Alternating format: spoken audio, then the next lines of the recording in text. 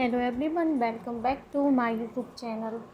दोस्तों, स्वागत है आप सभी का। और आज हम बात करेंगे भारत के इतिहास के बारे में। जी हाँ, 18वीं सदी के भारत का इतिहास एक महत्वपूर्ण दौर था जिसमें मुगल साम्राज्य का पतन, क्षेत्रीय शक्तियों का उदय और ब्रिटिश ईस्ट इंडिया कंपनी का प्रभाव भी बढ़ा था।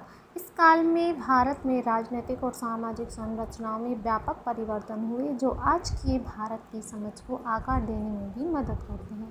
साथ ही साथ मुगल साम्राज्य का पतन और क्षेत्रीय शक्तियों का भी उदय इसी काल से आरंभ हुआ था।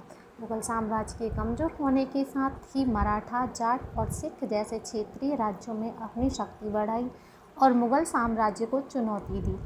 इन क्षेत्रीय शक्तियों ने अपने अपने क्षेत्रों में नियंत्रण स्थापित किया और एक स्वतंत्र राजनीतिक अस्तित्व हासिल किया। ब्रिटिश ईस्ट इंडिया कंपनी का प्रभाव भी बढ़ा।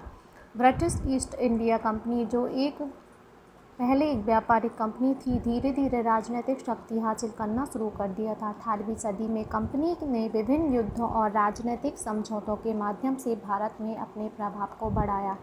कंपनी ने भारतीय शासकों के साथ राजनीतिक संबंध स्थापित किए और धीरे धीरे भारत के विभिन्न क्षेत्रों पर अपना नियंत्रण स्थापित किया। साथ ही साथ बात करेंगे सामाजिक और सांस्कृतिक परिवर्तन के बारे में।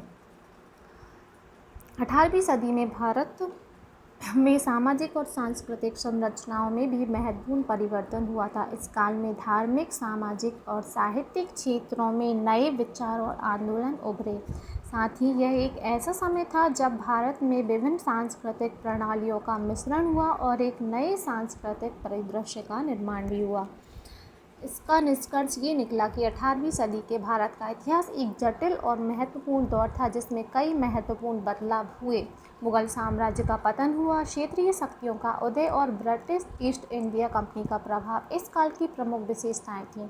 इस काल में हुए परिवर्तनों ने भारत के राजनैतिक, सामाजिक और साथ ही साथ सांस्कृतिक परिदृश्य को भी पूरी तरीके से बदल दिया था और आज के भारत की समझ को आकार देने में भी मदद की।